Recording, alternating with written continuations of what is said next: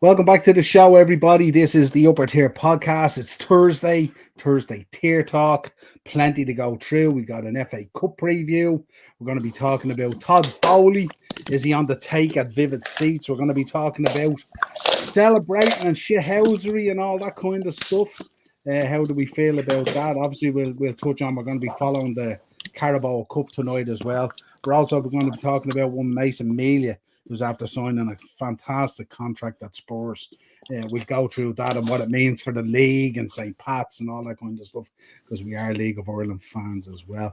As always, joining me on the podcast, my co-host, the Dazzler, Darren. How are we? All good, pal. How are you? Straight edged. There we go. Straight edged. Well, before we get into this, of course, we have to recognise the anniversary of the Munich air disaster, of course. So, folks, if you could, for a few moments, just take a minute to think about those people who were affected by it, and obviously Manchester United and everything else, and the greater football community, I would say, as well.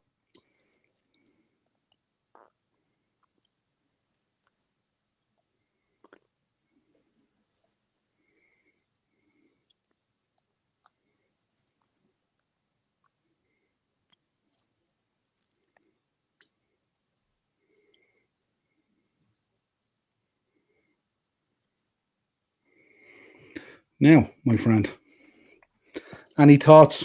Talk to me. It's obviously very poignant, something it's so important to us as a club, that we recognise, what's gone on before us, so to speak. And I think it's one of the things, and I know I've mentioned this before, I think it's one of the things that obviously, the East Lancs Road separates Liverpool and Manchester United, but the tragedies that both clubs have been through, is definitely something that unites them. And I love, how important it is to real football fans to respect, your opposition. I don't believe I ever get to see the Manchester United that I got to see through the 90s and the 90s, only for Liverpool of the 70s and 80s, because they set the bar, and then it was up to us to try and get to that bar and try and get that bar further. And that's how things work when you've got rivalries like that. And good rivalries, they're built on respect, and they're built on getting the absolute best out of each other. And I think both clubs have done a phenomenal job of that over the years. I know there's been times when, supporters say silly things, and they do silly things when they get to games, and it's heat of the moment and stuff like that. And you're always going to have people, and there's a small percentage of people that are going to look to do something stupid and make bad decisions. But I think generally, just don't get it. They just don't get it, but like, I know you're a Liverpool fan, and I'm a United fan, but we're very respectful of each other's clubs because of the high esteem we hold each other in, So it's a very poignant day, and there was a lot of great men lost their lives that day. Would you like a really, really small story? I would. Of course I would. So obviously Liam Whelan was one of the men who was killed in the Munich air disaster, and his nephew, would you believe, was in my class in school, and it was his brother John's son. So his name was Pádraig Whelan, and he was an absolute baller. Now this kid was a baller, hand on heart, super baller. Yeah. And we played football at break time, but Pádraig always played GAA. Pádraig didn't play soccer outside of, say, school. He didn't play for a club. Now, when you get to a certain age and you're like, you're about 10, you're in fourth class or whatever, and everyone doing their thing, and you're thinking, like, how do we get better? And we were all like, we need to get Wheelo to play on our team. Like, he's amazing. So we're like, Wheelo, you need to play on our team. You need to play on our team, blah, blah, blah. And he never came and joined us on the football pitch. And I believe the reason was his father said he lost his brother to soccer and he wasn't going to lose his son. And he never allowed him to play. Okay. And like, he was a fabulous footballer. He was an amazing GAA player as well. But I think, you know, he possibly had enough to play at a good level. I think the one thing he lacked when he played GAA was a little bit of physicality, whereas you didn't need to be as physical playing soccer, and he had unbelievable skill set. He had an engine, he had great vision, balanced the whole shooting match, but we never really got to see it in full flow, which was a bit of a shame. It is, and you would think these days, forget about the riches and the spoils of the game if you can make it at that level. But these days, you would probably encourage him to honor his brothers, you know, his dad's brothers' legacy or his dad's brothers, you know what I mean, as opposed to push him away from it. You know, Absolutely. I would think anyway. So 100%, but don't forget, because we haven't been through it, it's very hard to say how you would fall and what kind of taste it would leave in the mouth, so to speak. Yeah. But I just thought it was always something that kind of stuck in my head, you know, because he was resonated with you, yeah. And it wasn't really until, you know, you get a bit older. And of course, I'm a big United fan. I'm a season ticket holder, and my kids are United fans. And then you start understanding the history of the club a little bit more. And as you do, you understand that these figures came before you and stuff like that. And then I'm thinking back, and I'm like, and I kind of made the connection. I was like, wow, that's to think that there was somebody so close to that, you know, that sat 2 or 3 chairs away from me at one stage in school. You know what I mean?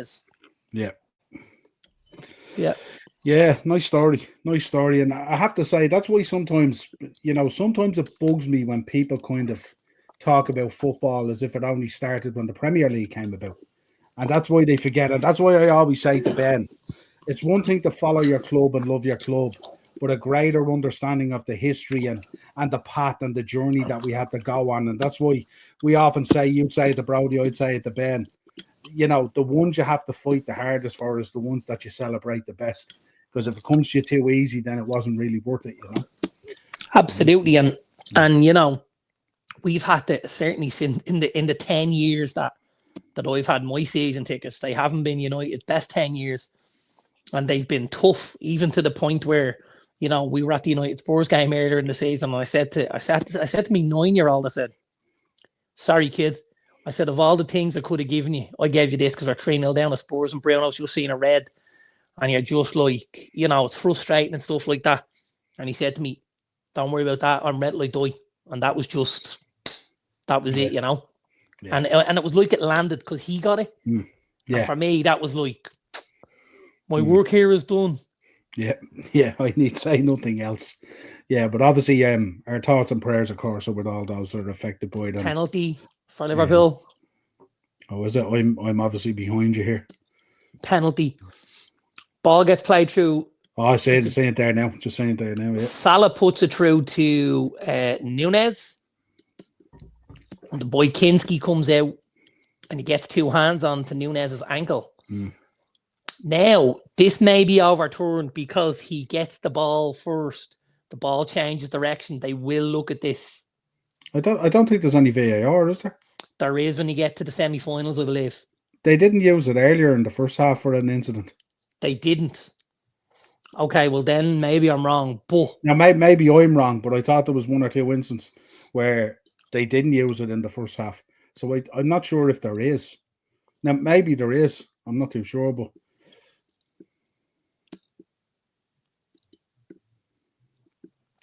I can't hear what's going on. Obviously, I've got the sound down. Same. But Salah is putting the ball on the spot and he's getting ready to take the penalty.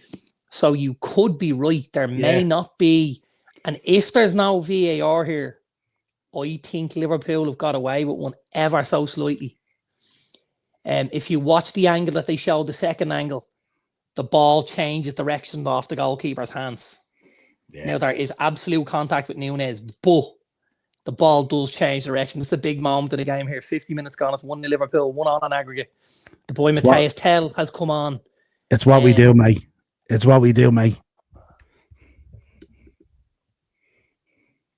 2-0 Liverpool, top corner. Never in doubt. No, sorry. Well, actually, when he struck it, I thought he missed it. You thought it was going into the cup?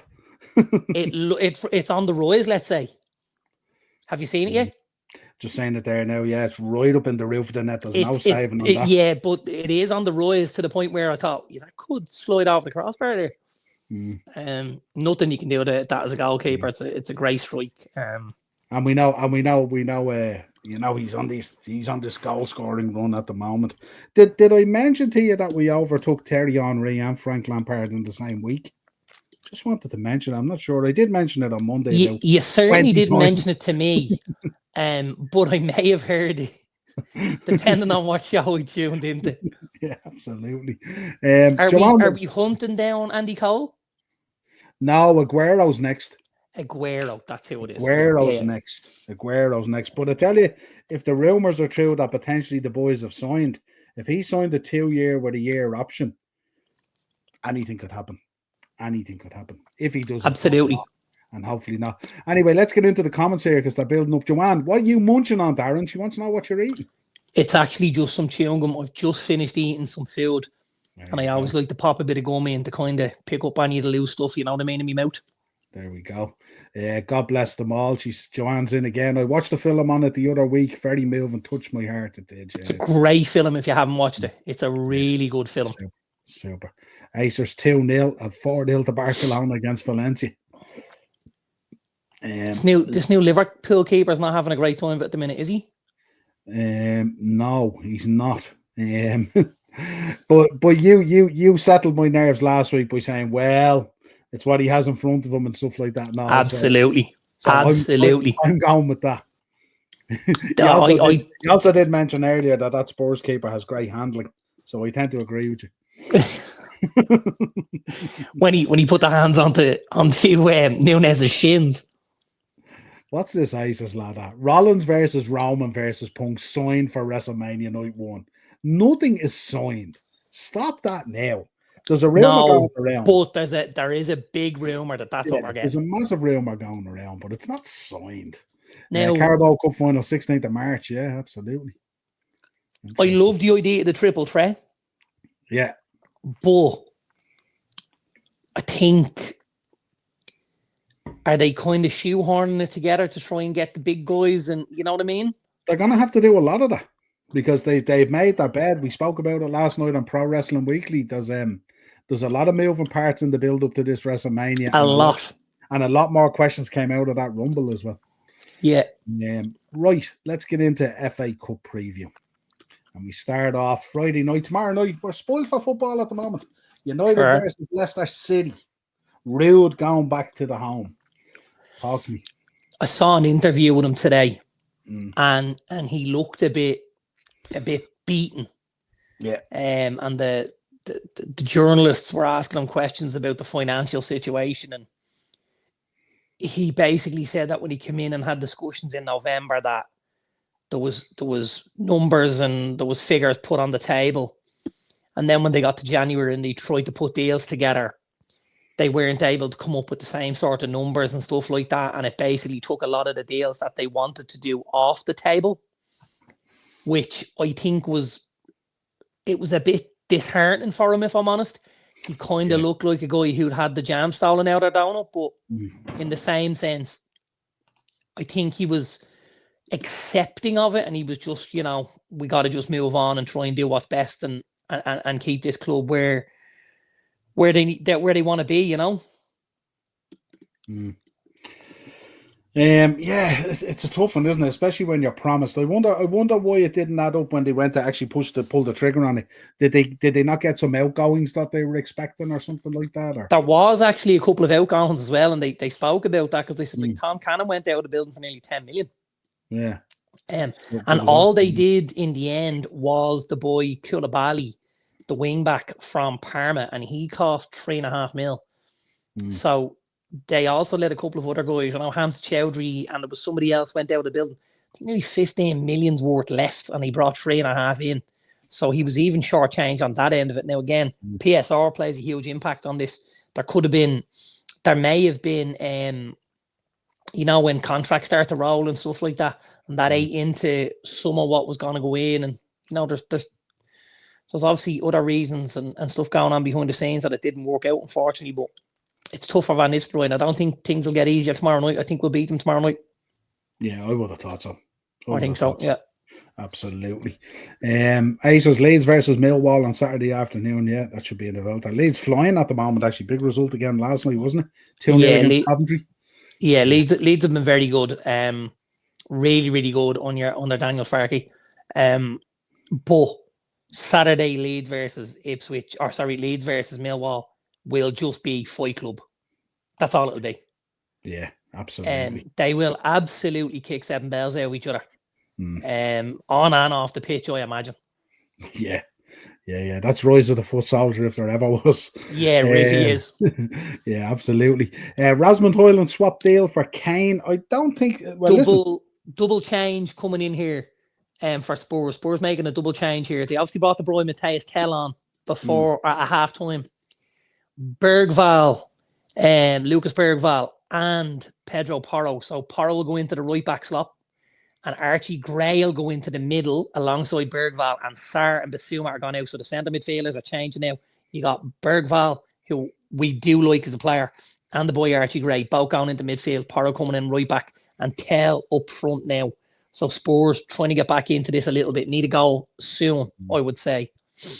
Yeah, they kind of they were getting overrun in midfield. There wasn't enough Boyd in there and stuff, Obviously Poirot as well with his delivery and stuff like that, and what he can give them a little bit going forward, because obviously they need to come out and play now, or they're going out. Højlund, I seen Højlund today. Did I see a story linking him with West Ham as well? I don't know if you read that today. I seen a story. I didn't see that. Was it West Ham? I think it was West Ham. I seen, but I don't know. I seen obviously this Project 21 that they're talking about, that David Brailsford's been working on. He's talking now about going not quite the Chelsea route, but bringing in kind of younger, more prospect talent and stuff like that. Now, did you read that today? I didn't, but if you watch the transfer activity closely, there is a reoccurring theme. There's a lot of younger guys being bought at a certain level that would have a much, much bigger ceiling on them. Yeah, you mentioned boys that are on the kind of production line at the moment to come in. Yes, in the next 18 months, 2 years, would you say? And there's quite a number of them. There's obviously the boy Aidan Heaven, who's just signed from Arsenal. You've got the boy Chido Obi Martin. You've got Kone, Sekou Kone in the midfield. You've got Dorgu, who's going to go in. You've got Lenny Yoro in that bracket as well. You can probably put Ahmad and Garnacho in there because of the ages. You've got the boy who was on the bench the other day, the goalkeeper. There's a new keeper on the bench the other day. You've got Kukonki, the lad at centre back. You've got Pedro Leon, the left back we just signed as well, who's gone back to Paraguay. So there's a lot being done at a certain level. That what I think they're trying to do is buy up this talent at a certain age, knowing that it's going to take very, very little in order for them to be able to make quite a substantial return on the player's valuation. If you look at the guy Aidan Heaven, I think it was 1.5 million was what they ended up paying Arsenal in compensation. Yeah. Now, he's an English centre-back. If he comes in and plays a certain amount of games for United, either gets an England cap or looks like he's going to go somewhere, you're in the 40 to 50 million bracket very, very quickly. We've seen it. We've seen it happen.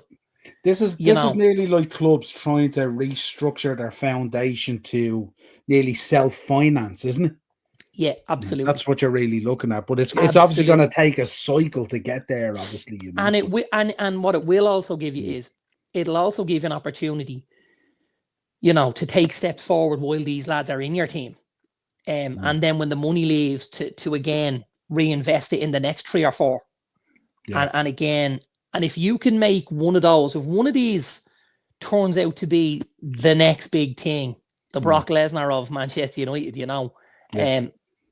that's what we're looking for. That's what you're after. Yeah,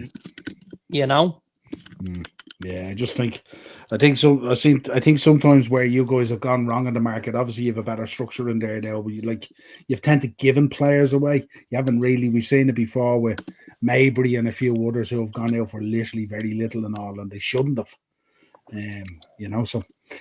Joanne's in Leighton Orient, Man City. This is Man City, isn't it? I know wishful thinking would be the romance of the cup and all, but I don't see. No, this is Man City, and I think this is probably an opportunity for Pep to get most of, if not all, four of his signings on the pitch, get them game time, and possibly get them goals and a bit of confidence and stuff like that, and build. And just in case, have the bench in reserve, but just in case. Just in case. Yeah, I'd be shocked. Fiorentina 3-0 up against Inter. 5th round draw after the Villa Tottenham game. Coventry Ipswich. That's one of the spaces that you could see an upset. Yeah. Coventry have been quite good, especially at home, under Frank Lampard. One of the fathers on Brodie's football team, Kevin, is a Coventry season ticket holder. Oh. Himself and his son, he's from that neck of the woods, so himself and his son Luke would travel over a little bit to see games. I think they may have been over there last weekend at a game. I'm not sure if he's heading to the FA Cup on this weekend or not, but he's quite impressed with what Lampard is doing at the minute. They weren't overly pushed on the announcement and the appointment and stuff like that, but he's kind of hit the ground running a little bit, Frank, and he's got Coventry kind of playing the way they were under Mark Robbins before things kind of took a dip. So yeah, things are picking up in Coventry, and I wouldn't be shocked to see them beat Ipswich, if I'm honest. Yeah, I don't know. Did you see today as well? Mark Hughes was appointed Carlisle manager. I didn't see that. Yeah. I just caught that about an hour before we went on. Interesting. Good to see Hughesy back in management, though. What a player. Is that a really good save, or is that a miss? Let me see now. Salah ball into Szoboszlai, draws in the two centre-backs, plays it to Gakpo. Gakpo hits it. It's a good save. The keeper pushes it onto the post. It's a real good save. He gets fingertips to boy Kinski here. This is a nice save. Have you seen it yet? Just saying it there now. Shoots across the goal mouth, yeah. He pushes it onto the post and it ricochets out for a throw-in. God, he got lucky, didn't he? He's done well. God, he barely got finger. He barely got a sniff on a sweat on it. He just got enough to change it, just get it to change its course. It's a really good stop. That would have been game over, I'd say. I would think so. What way are you leaning, Coventry and Ipswich? I'm just leaning towards Coventry. Just. Interesting. That would be an upset. McKenna, wouldn't it? Everton, Bournemouth. Two teams in real good form. I don't think we can look past Everton at the minute. I think Moyes just has them absolutely pouring. However, if anyone's going to go to Goodison and beat them, it's going to be Bournemouth. Antonio Iraola and Bournemouth, And they'll look to make up for last weekend as well. They were a little bit hard done by against Liverpool. They'll feel like they left something out there last weekend and they won't like the taste of that. Yeah. So yeah, that could be close. I wouldn't be surprised to see that make it all the way to possibly extra time or penalties, whatever way it works at this stage. Oh, defo, Joanne. We love the shocks in the FA Cup. Look, I'd like them all to be shocks bar the Liverpool game. We love shocks. Coventry 2-0 against Ipswich. I think Ipswich will score. But I think be interesting to see as well. They held a few, didn't they, against Leeds the other day? Yeah. Did Leeds have was it 2-0 or was it more? 2, I think. Was it? Yeah. Pep will be delighted that Madrid derby on Saturday night and he can rest players for Champions League on Tuesday night. Yeah. Yes. It's mad to think when we talk about Man City, isn't it? And we talk about resting players for matches midweek, and it's Man City. Crazy. Absolutely. Yeah, Southampton, Burnley. This is obviously, the very bottom of the Premier League and the very top of the Championship. Burnley have been in phenomenal form. If you've watched any of Burnley, they are watertight at the back. They are watertight. I don't think... I read a stat earlier. Now, the stat is gone, but it's something to the effect of no team in the top two divisions in however many countries, nobody has conceded less goals than Burnley. They are just watertight. They're so good at the back. I haven't seen a lot of it. Are they prolific up front? They're is not. A lot of 1-0s or 2-0s or two going to, yeah. Yes, they can sometimes blow teams out of the water, but there's a lot of 1-0s and 2-0s where they just tick, Okay. because obviously structurally at the back, they build a great platform for them for the team to go and win the game. Defensively, yeah. Offensively, yeah. It's actually very impressive, if I'm honest. It really is. If I look at their results here, so results wise, yeah. In the last 5 games alone, 1-0, 0-0, 0-0, 5-0, 0-0. They haven't conceded in the last 5 games. That's impressive, especially in the Championship. It's quite competitive. And two of the games they played that they drew 0-0 were against Leeds and Sunderland, who are first and fourth in the league. Tell us this, Joanne's here, she's going Everton 2, Bournemouth 2. It goes to extra time if it's a draw, don't they? Did they get rid of extra time in the FA Cup? They got rid of it. I thought it was straight to penalties. Yeah, I would have thought that as well. I would have assumed so. Or maybe they just did it this year with the Carabao Cup with a view of doing it next year. Maybe, I'm not too sure, but I thought they had candy. But yeah, that's a great game coming up, isn't it? Burnley are 10 games in the league without conceding a goal. So are you looking at another kind of upset here? Well, I mean, Southampton are anything but prolific, I would say. Now they have looked slightly better under Juric, but I mean, you couldn't really back against Burnley. The only thing I would say is, with them being where they are in the Championship and that being the focus, they may not go out and send out their first 11, so to speak, and a couple of changes could affect the performance and the level of continuity, the back and stuff like that, Yeah. So what are you thinking? Could be very similar to the Everton game. We could be looking at extra time, maybe, or penalties. If that's where we're going with it. Yeah. Wigan, Fulham. Yeah, I think Fulham will get over the line here. Wigan aren't in any great shakes in the league either.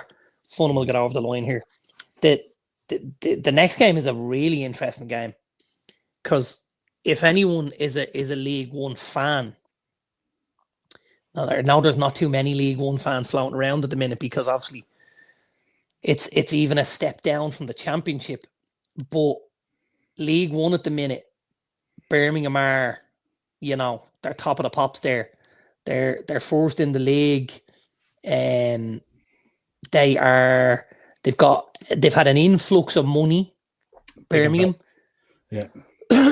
excuse me, huge investment, and that's led them to some good results, and they're really building great momentum there. Now, obviously, it would be a big result for them to beat Newcastle, but don't forget, Newcastle probably will have had a little bit of a celebration last night after going through to the Carabao Cup final. Yeah. And Eddie Howe will probably make quite a few changes come the weekend. You may see a Callum Wilson. You may see, a Matt Target, guys like this. And Birmingham at home will be formidable. So I don't.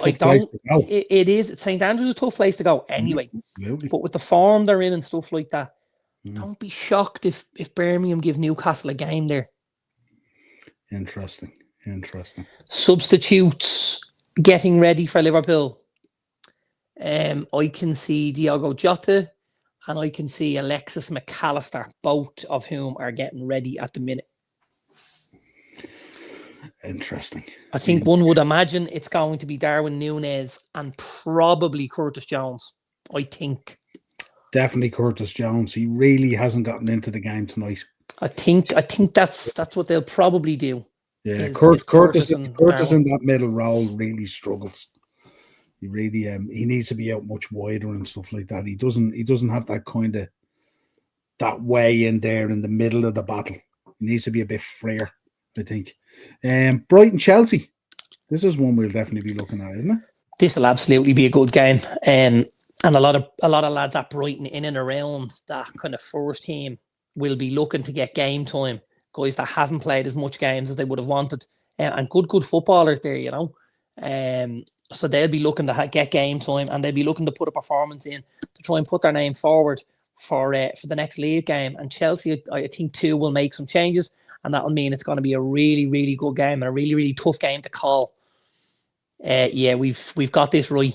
Núñez walks over, and then the camera pans to Curtis Jones, who was fixing his hair. So it's Núñez and Jones off. It's Jota and McAllister. So like for like in the middle, and like for like up front pretty much as well. Probably trying to get good minutes into Jota as well, because we got the derby coming up next week. You got 20 plus, you know. So okay. Yeah, probably yeah. Yeah. Where are you going with Brighton Chelsea? Another tough one to call.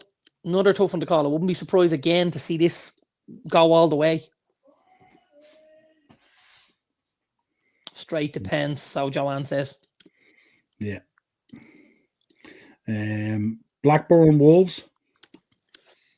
I'll go Wolves on it. I think Wolves have been decent of late under Pereira. Still conceding a little bit too many goals, but definitely looking better. And also, you know, you're always in with a chance when you've got the likes of Matthias Cunha there to nick you a goal and stuff like that. I think Wolves will do it. Won't be an easy day at the office, but I think they'll get over the line. I'm going to go Wolves 2-0. 2-0. Plymouth Argyle Liverpool. Yeah, they've actually taken a step up since Rooney left Plymouth, and they've had a couple of good victories away from home and stuff like that. But they've lost the crown jewel. The boy Morgan Whittaker, who was there, and we spoke about him a number of times, really, really good footballer. Just left the building there in the last kind of week to 10 days with the closing of the January window. He headed to Middlesbrough, and that will leave Plymouth a little bit toothless.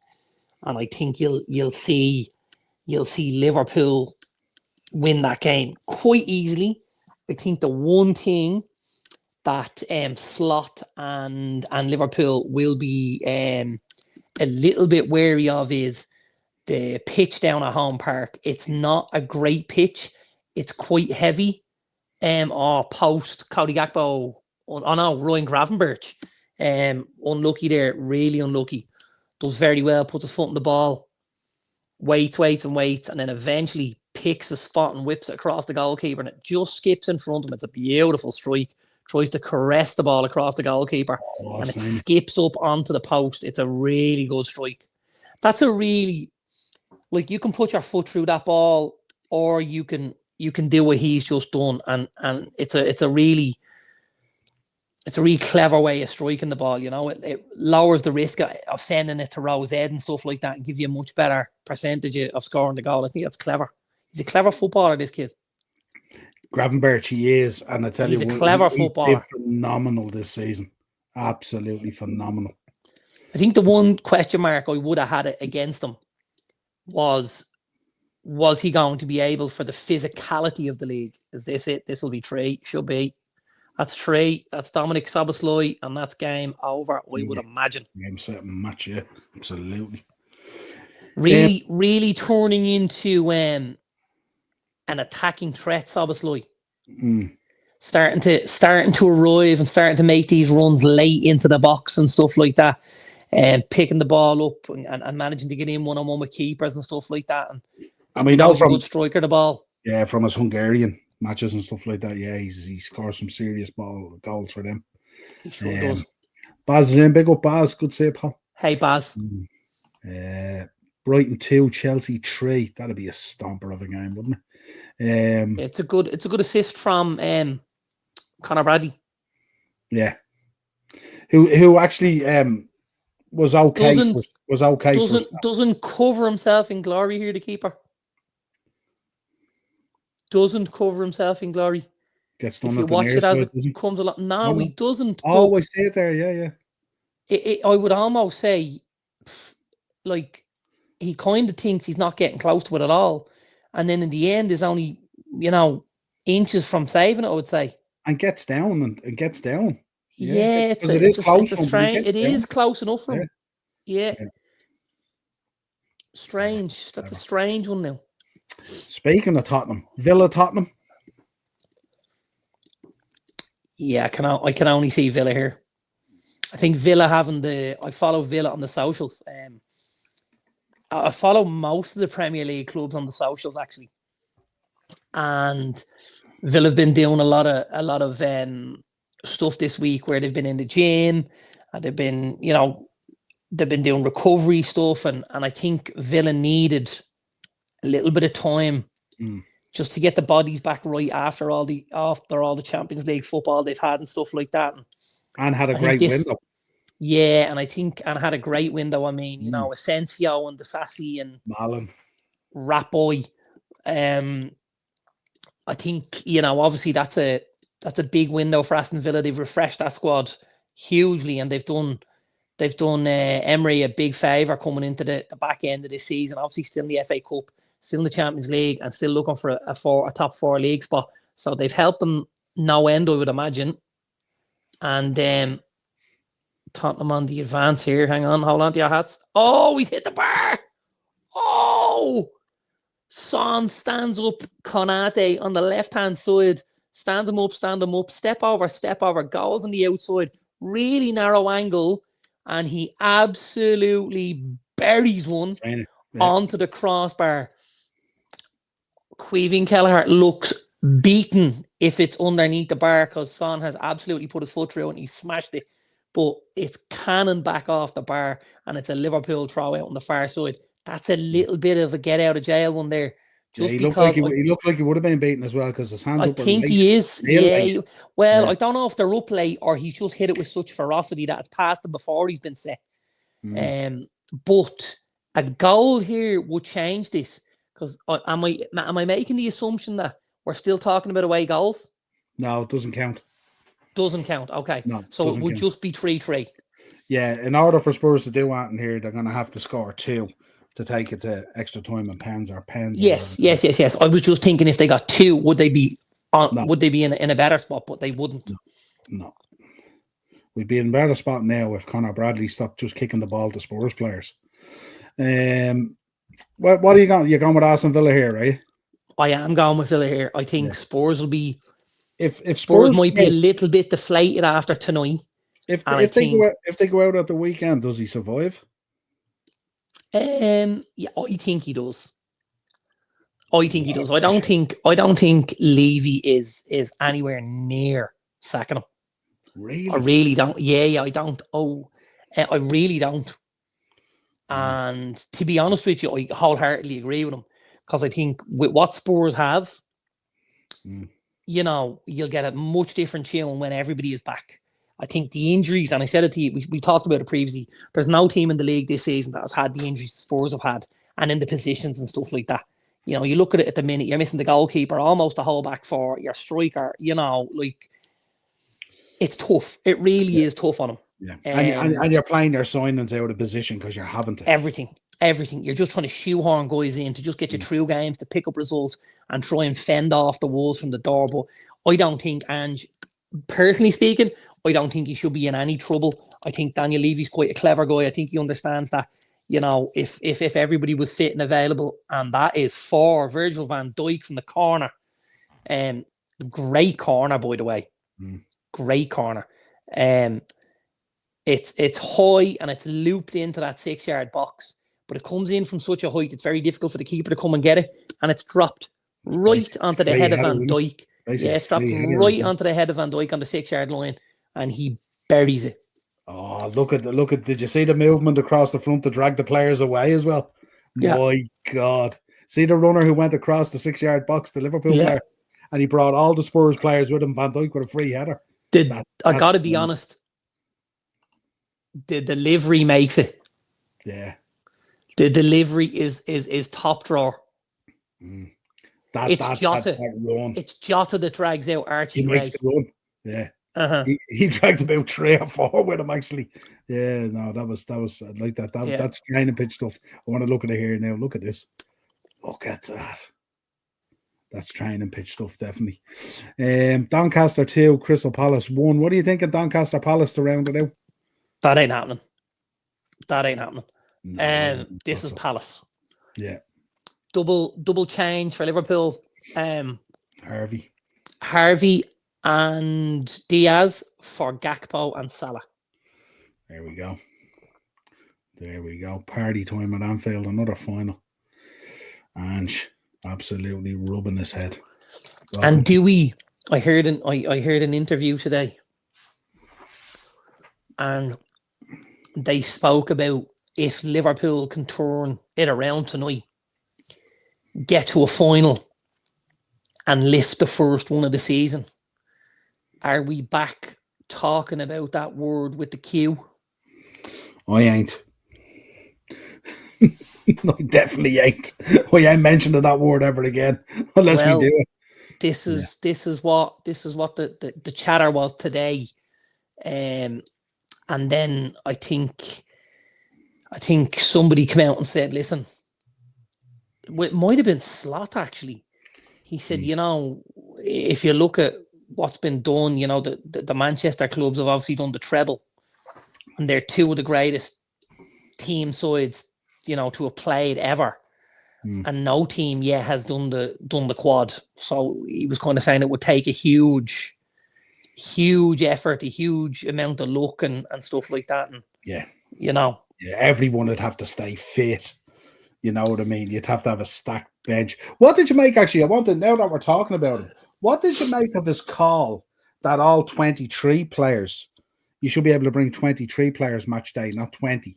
He was making the point that you've got 23 players in the squad that are training all week long, and every week he has to turn around and sit 3 lads down. Yeah, well, to be honest, he's probably got more than 23. So it's probably not 3 has to sit down every week, but it could be 6, it could be 8, because remember, you're gonna have guys from the reserves and the 21s who are playing up and stuff like that. But he tends to work with quite a tight group. He doesn't work with huge, even at Feyenoord. If you look at his Feyenoord games, he didn't make a lot of wholesale changes. He didn't do an awful lot of substitutions and all that kind of stuff. He tended to work it very tight. But he was making the point that, generally speaking, he's working with 23 players in that squad. But every week he was making the point he has to sit 3 down. Yeah, and I do get it, but I just think where do you draw the line then with what you decide to? I think that's the tough part. 22 is 2 11s, 23 is 2 11s and an extra keeper. That's a lot. I suppose I think he was making the point that if you're in and around the squad and you're training all week and stuff like that, you've probably earned the right to be involved. Not necessarily maybe on the pitch, but to be in and around it. I don't see it making a huge amount of difference, if I'm honest. Well, it probably makes a difference to him, I suppose. Wouldn't make a difference to us. Why would it make a difference to him? Because he has to deal with that situation on a weekly basis. I know, but the likelihood is, coach, and the likelihood is he's still gonna have only 5 subs. Oh yeah. No, he wasn't. He wasn't pulling for a different situation. He was So my point would be if you were, if you've got 18 or 20, whatever it is now, there, 3 of them are going to be disappointed that they're not brought off the bench. Do you want an extra 3 who are now disappointed that they got dressed but also didn't come off the bench? I think that makes it worse. Because if you're asking me, and this is only a personal thing, and you say to me, okay, you're not playing, you can sit on the bench and you might come on, but you might not, or you can sit at home and you definitely won't play. You know, like, I'm not really a big bit part player, to be honest with you. That's a personal thing. I think I'd rather be there, though, to have the opportunity in case it arises. Because if I'm sitting at home, I'm never coming on. Possibly. And I know what you're saying. Like, maybe, let's suppose, argument's sake, let's suppose you're a Jaden Dance and you're brought along. It would take, like, you know, it would take Salah would have to get injured. Diaz might have to get injured. You know, you might have to get 3 or 4 players up front to get injured before you get that opportunity. Take more than that for Jaden Dance, considering he's on fucking Sunderland now. No, but you know what I mean, as an example. I'm joking. He's actually not at Sunderland. Where is he? There was an issue with his back, wasn't there, in the medical? Was there? Yeah, no, I'm not sure. Maybe it still went through, but they sent him back to Liverpool because something came up, I think, in his back during the medical. So there you go. Now, he may have still gone. I'm not too sure, but I know he was sent back to Liverpool. So I'm not too sure. Maybe they did the deal, but Liverpool are going to sort it out and he'll still go to Sunderland. But let me have a look here. Something came up in his medical about his back, a back issue or something, from what I read. Well, here's a story.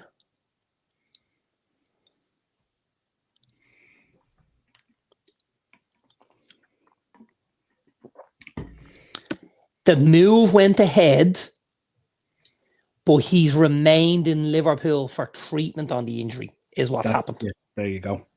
There you go. Yeah, so the move did go ahead. However, he won't travel to Sunderland until he is sorted out, at least ready for training. I wonder what it was that came up, because they didn't give a lot of detail, but it didn't sound like it was an injury. It came up. It actually it says it's an injury.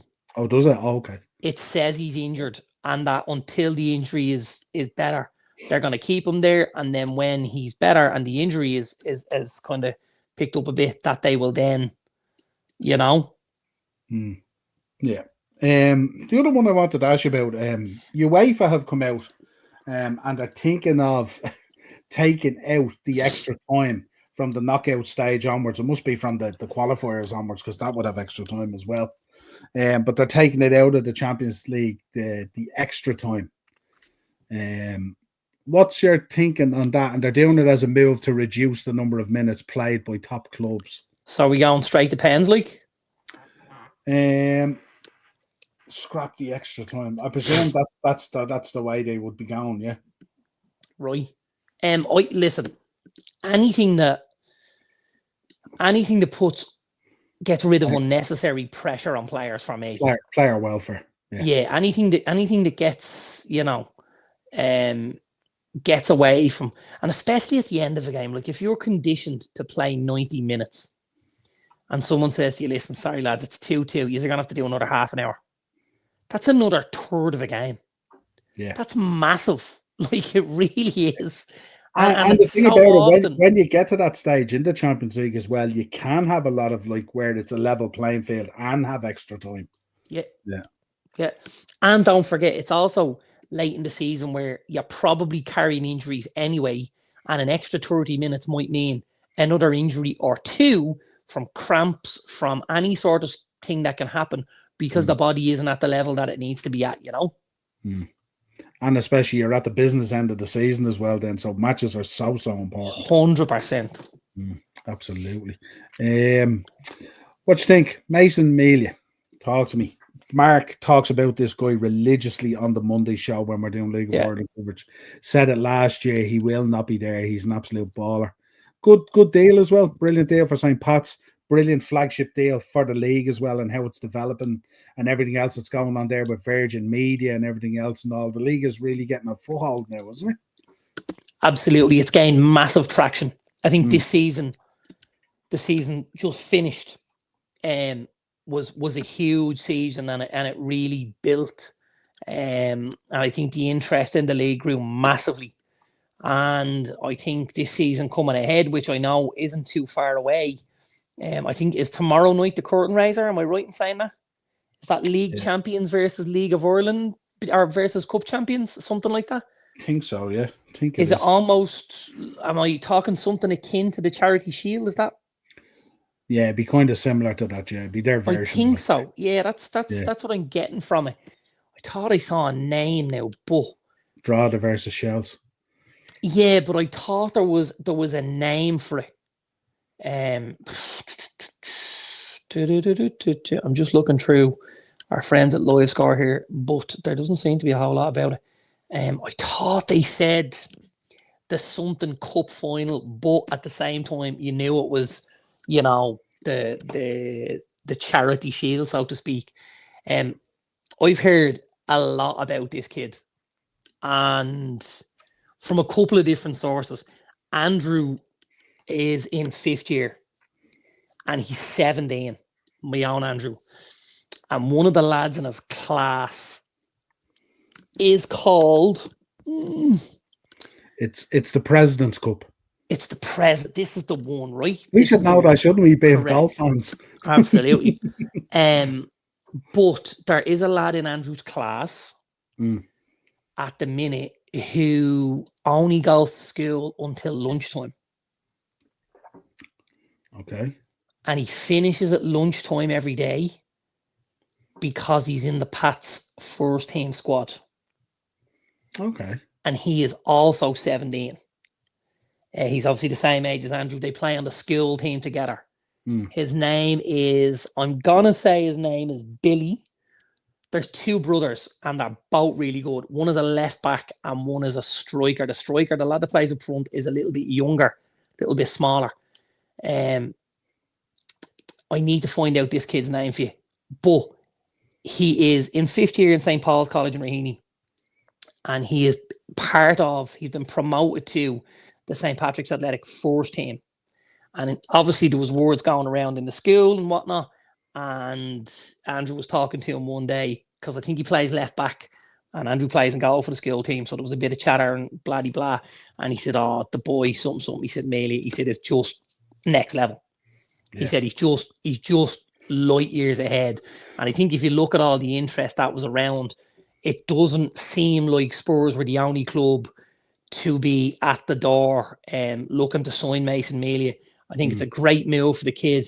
I think if you look at the likes of, Robbie Keane and the likes of Troy Parrott that have been to Spurs and got opportunities there and stuff like that, I think it's huge opportunity for him. I think obviously Parrott kind of, things got a little bit stale at Spurs and he went out and he's there at AZ and stuff like that now, and he's really starting to find his form.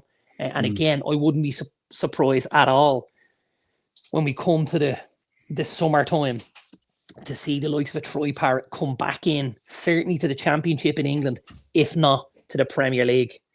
Full time. I think he will have. Yeah, it is. I think he'll have suitors. Yeah, absolutely. Comprehensive. Oh, see it. His name is, it came to me, when you keep thinking it comes to you. Yeah. His name is Billy Hayes. Okay. And I think he plays left back for Pats, or left wing back. I'm going to Google it here. Yeah, hang on. Here we are. So they have him down as that he's only 16. Now he's in Andrew's year. Yeah. So, but they have him down as 16. He won't be 17 until June this year. Okay. And he's already part of their first team squad. He is a left winger, they say, but I know I've seen him play left back for the school as well. And he's an Irish international. And he is a really, really good footballer, this kid. And I think there's lots to come. I think Pats are going to be the big elephant in the room this year when we talk about League of Ireland. Yeah, certainly the back end of last season, that last, say, 10 weeks, they were on fire. They were the team, weren't they? They sure were. And if you look at where they came from, Stephen Kenny did a phenomenal job, all jokes aside about what happened in the Ireland gig.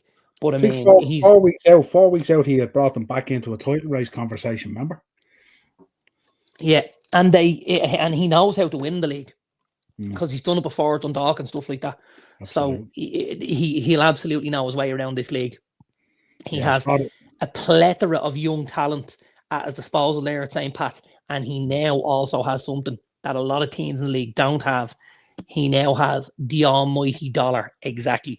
And I'd say there's a lot of teams will be looking. If you're a team in England and you're looking at the Airtricity League at the minute as a landing spot for some of your young players, Pats are a huge draw because they're going to go in and they're going to learn their trade under an ex-international manager at a club that's, providing a certain level of talent. So I know Liverpool have sent players there recently, a couple of goalkeepers, if I'm right. Yeah. And I don't And think they'll be the last ones. you also have the stock of the league as well, very much on the rise.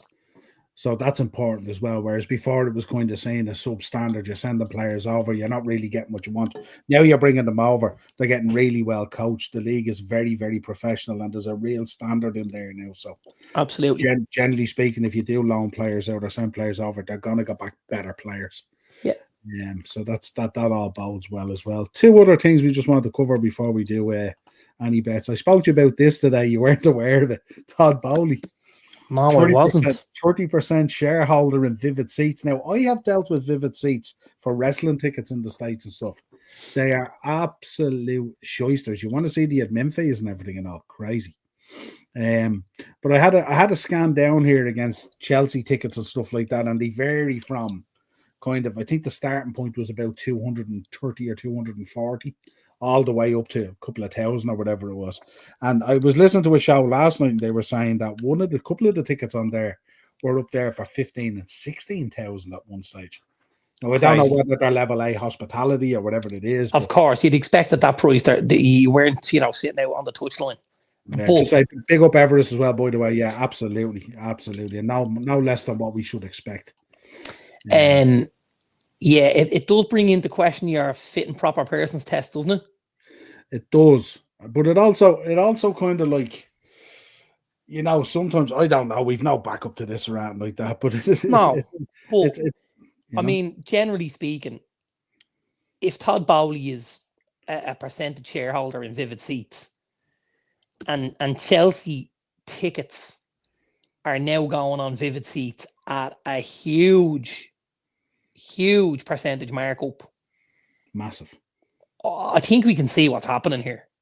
I don't think it takes a genius to understand, that there's face value tickets leaving the club to be pushed into these areas to wealthy, American businessmen. It's like the coin it in Bowdens. Yeah, absolutely. And that's, we talk about it, and I know obviously there was difficulty this year, and there was uproar this year at my own club when ticket prices got raised for juniors and stuff like that, and they took away the concession ticket, which was no juniors and no 65s or whatever it was. And if you look at something like we did, where you're going from a £33 ticket to a £66 ticket, like, we're getting roses and balloons if we're looking at this year. Like, this is a much more underhanded way. I would preface this by saying as well, there is tickets up there for other Premier League clubs as well. It's not just Chelsea. But I mean, either way, if they're inflated as well, he's coining in off other clubs. Well, the other question is, how many of the other owners have a percentage stake in the company that's selling the tickets? Yeah. Yeah, I can't answer that, obviously. Because that for me would be telling. Do our own owners have a percentage stake in it? Are the Glazers a percentage stakeholder in Vivid Seats? And if they are our tickets being put through at X amount of money? Because don't forget, we United fans, almost vote with their feet and stop attending Old Trafford because it was a £33 increase on the price of the ticket. And then you're looking at this. Like, this is the one thing I will say is, I think something's going to have to happen with the tickets.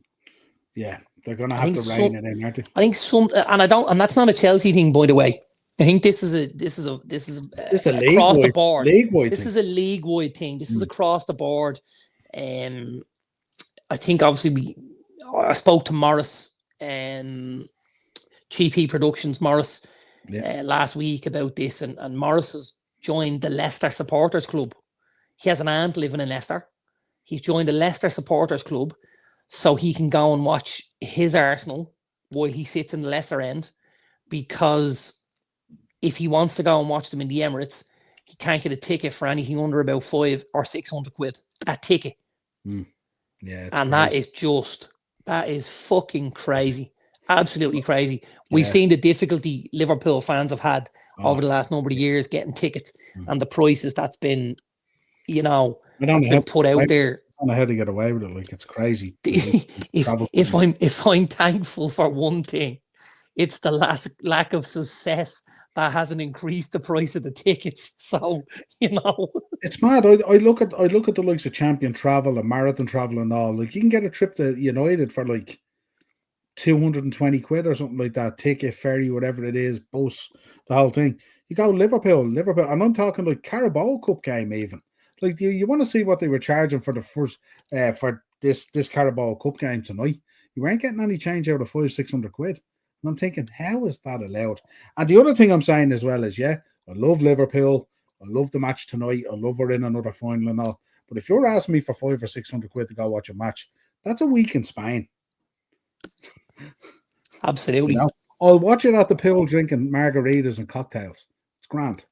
Yep. I'm not feeding into that. It's crazy, yeah. So I thought I'd get your thoughts on it and stuff like that. But certainly, it's something that the Premier League are going to have to look into now. And I know Todd Bowley and a lot of these billionaires, and especially the American ones and stuff like that, they're involved in a lot of companies and a lot of business. We know he does DraftKings and the Hollywood Press and all sorts of stuff. So he's a huge amount of business there. We don't know whether he was fully aware of what was going on with these tickets. We know the tickets are massively inflated for all the events that go on there. It's not just the Premier League. Yes. And we've all seen the Ticketmaster documentary. So we know what goes on. We sure do. But we'll keep an eye on it. Final thing I wanted to ask you. Celebrations. A lot of stuff coming out this week, obviously, about this Miles Lewis-Skelly celebration and stuff like that. And me and you love Shihauser. I actually have a much bigger opinion on this than you would believe. Do you? Go on. I really do. Yeah, I thought I'd bring it up. I knew you would. So I gotta be honest. I love when Vardy points at the Premier League unless they've won a Premier League. Absolutely love it. I also think, generally speaking, most of the guys in there have earned the right to celebrate. So, if I'm Vardy and I'm at Tottenham's ground and the boys are giving me a bit of grief over me misses, and your missus is this, your missus that, and then Vardy wants to remind them, don't forget, lads, we've won a trophy. Yous have won jack shit. Yeah. I am absolutely, because let's not forget, Vardy can't go over and have a row with those fans. No. He can't go over and answer them back and give them a bit of lip and tell them this and tell them that, because he'll be charged with bringing the game into disrepute and inciting violence and inciting hatred and doing this and doing that. So if he can't do that, why can't he at least protect himself to a degree and give a little bit back without just being a target for these guys? I think the Lewis-Skelly thing, when he went down, I watched the game obviously, and when he went down and crossed the legs, I went, yes. I just said, this is brilliant. For a kid at this level, at this stage, to feel like he was comfortable and confident enough to go out there and express himself. And by the way, what a goal, right? To go and score the goal. And to what do we want? We want him to score this goal and walk back to the left back position and with his hand in the air and go, thanks, sorry about that. Didn't mean to score. I love the darts. I love it. I absolutely love it. And I'm disgusted with the league for getting involved here. I think Ryan's right. It's pathetic from the Premier League. I'm absolutely disgusted. I don't think, and I know we have to kind of set certain guidelines. I don't think there's any way, other than running over and headbutting a guy, that you should be able to be booked for a celebration. I think it's embarrassing. I I suppose, really like, do. listen, I don't have a leg to stand on this anyway, with Fowler snorting and the other stuff with Graham Lasso that time and all. So I don't have a leg to stand on this, really. You know what I mean? But I suppose what the Premier League are in fear of, that it's maybe it gets a little bit personal and goes overboard, as opposed to the kind of shithousery that's involved in the game of sport, if you like. What's personal about Lewis Skelly mocking the thing? Absolutely nothing. I don't mean in this case. What about the darts? No, absolutely, because they get guff over it all the time. What about Vardy pointing to the I, crest and I letting don't the boys know? I don't have a Stay problem with quiet any in of the this. row. Did you listen? Did you listen to Ian Wright saying, if this came in when I was around, I would have been off? He said they'll be banned every game, and stuff like Absolutely. that. No. This is Yeah. this is absolutely. Yeah. This is terrible. What It really is. What did you make then of City fans rowing in behind Liverpool fans to win the league because they don't want Arsenal to win it over? There's the reaction the other day. Did you see that? Isn't that more shithousery? Yeah. Isn't that the kind of stuff we love? Isn't the picture you put up in the WhatsApp group of Gabriel standing next to Haaland, the closest thing he's come to winning a trophy? Like, I love that. I absolutely love that. I really do. I was talking to somebody the other night about something, excuse me. And we were talking about the difference between kids now and kids when, say, I was a kid, right? And I can absolutely hold my hand up on this. I was a shithead, right? But everybody, when I was 10, was a shithead because it was normal. We were undereducated and we overinflated egos of ourselves, and we always, it was a different time, so there was a lot more was acceptable, and like I'm a really competitive person. But one of the things that drove me on, and this will tell you how much of an arsehole I was, by the way, just so we can touch on that, right? I love being the best at things just so I could rub other kids' nose in it. And I could say, yeah, I'm the best and you're shit. And that's how I was, right? That was me. That's the way it's always been. And I would always want to be the best at something, but that drove me on.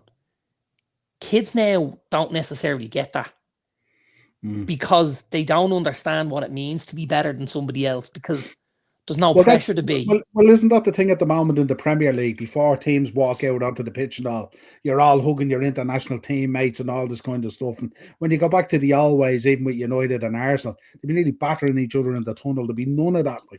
And you see, like, I have no problem with, when the game is over, shaking hands. We talked about respect. We talked about holding your competition and your competitors at a really high standard and a really high standing and stuff like that.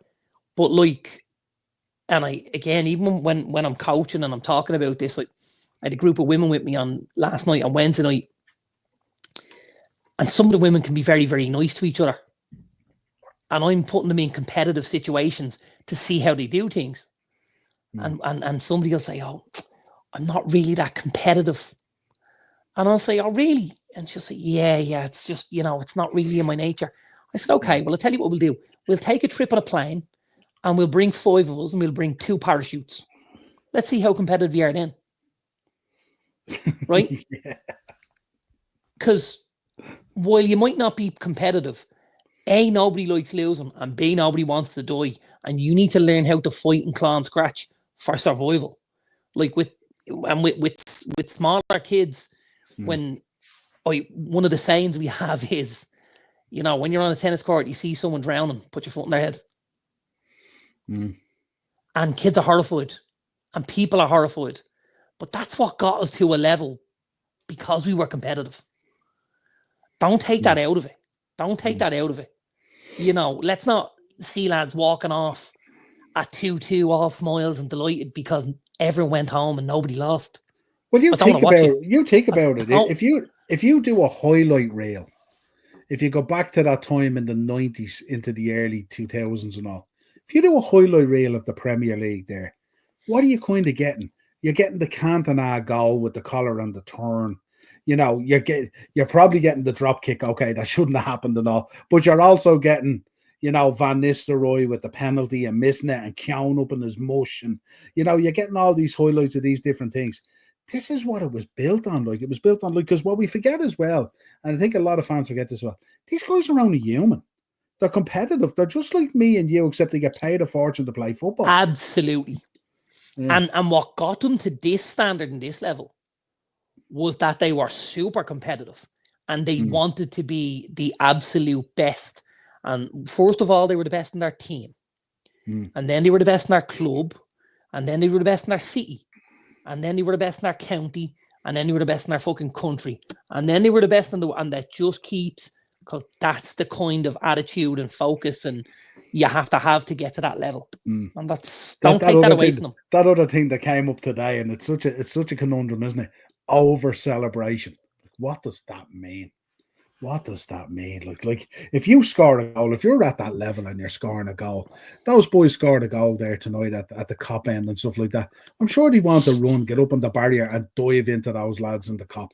So here's a question then, based around, and I don't know this again, over celebrating. Does how good the goal is have an impact on how much you can celebrate? So if I take probably not to the goal scorer. Well, right. So if it was me or you, it wouldn't be anyway. If you take a shot and the keeper parries it, and me or you was there to tap it into the empty net, can we only go for a little jog around? Whereas if I'm at the far stick and I throw the Garnacho in against Everton at Goodison and I score a Puskas goal, can I then go the length of the pitch, take the jersey off, take me, out and start doing the helicopter, or what's?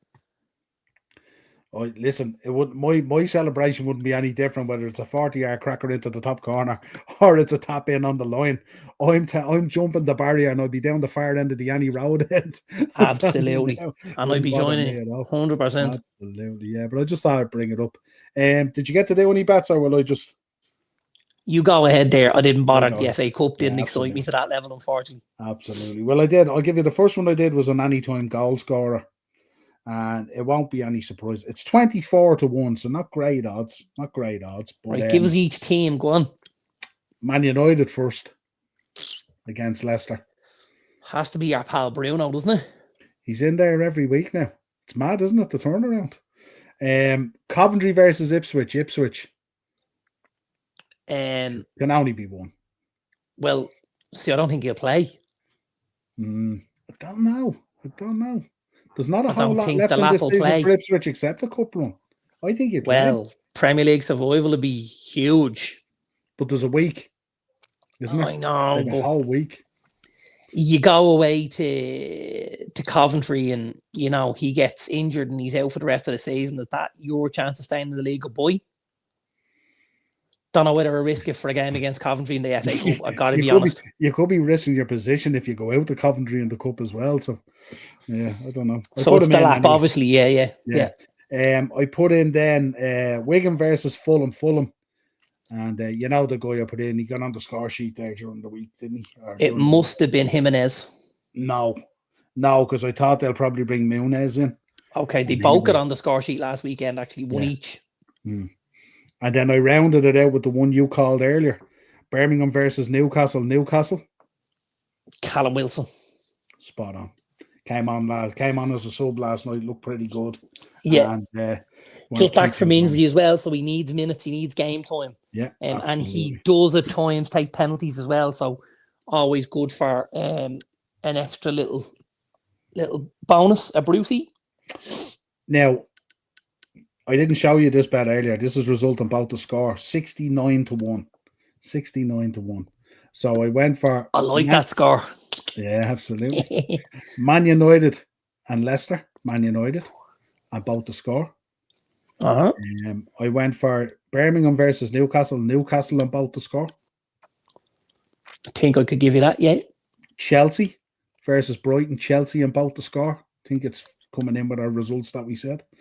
And I rounded it out with Aston Villa and Tottenham. Aston Villa about the score. That gives you 69-1. I think it's a nice bet. So, to my recollection, It's everything we predicted. I don't think I've ever done 1 year beat the bookie bets. Okay. But I'm going to do that one. Yeah, it's a good one, isn't it? It's not too bad, and it's good odds. Going to. I think you're gonna have a beat the bookie winner with that this weekend. Chelsea are 13-5. They're just shy of 3-1. Yeah, 2.5. Yeah. Nothing wrong with that. But Brighton will be decent at home as well. But again, a few changes. He'll make a few changes, and Chelsea love to go out with that European team. So you're probably seeing Kunku start and stuff like that, and Malo Gusto, and you'll see a few guys get game time. And sometimes they're the guys that you want in these games to just put their foot forward and say, you know what, I'd like to play a little more game time. Here's what I can do. I didn't look at it, Ryan. I didn't look at it. But I think Darren predicted something similar, didn't he? I did actually. Yeah, I did. I'll tell you now, Ryan. Just hang on 1 second, pal. I'm logging in here. And I will tell you now. I sure will, football, competitions, FA Cup, and then we're going in here to Wolves and Blackburn, and we're doing goals. Zoltan about to score. What price do you tell me Chelsea were? 13-5. 13-5, Sam. Just shy 2. Wolves are 13-5. They're just a shade over 2.5-1. I wonder what that would do to our bet if we threw that in there as well and did a 5-fold. I won't be doing this. However, if you thought Blackburn were going to get the better of Wolves, but Wolves would excuse me, but Wolves would get on the score sheet, you could have 8-1 for Blackburn and both to score. It's a stretch, isn't it? Yeah, it's a stretch for me. Yeah.